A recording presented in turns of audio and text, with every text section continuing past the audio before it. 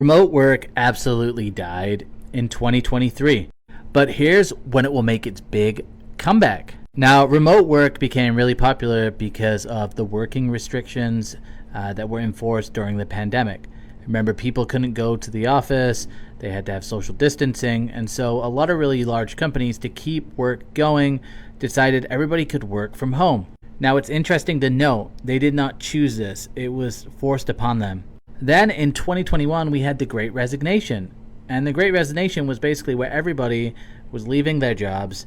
People had tons of job offers, and it was a really, really easy job market.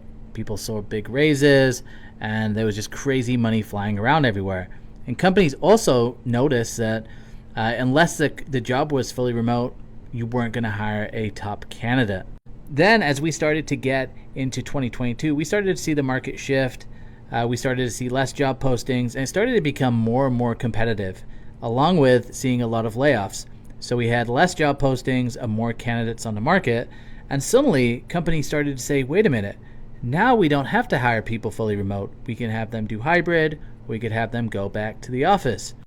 It brings us to 2024. What are we going to see in 2024? Well, this is what we're going to see. As soon as the job market starts to shift, and it's not going to happen overnight, it's probably going to take some time, but as soon as more companies get optimistic and say we want to hire, it means that talent is going to be more competitive to find.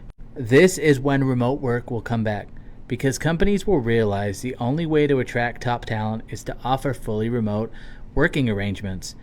They'll also notice that instead of just looking in the local radius to people who can commute to the office, in order to make the talent pool a lot bigger, fully remote work is the go-to.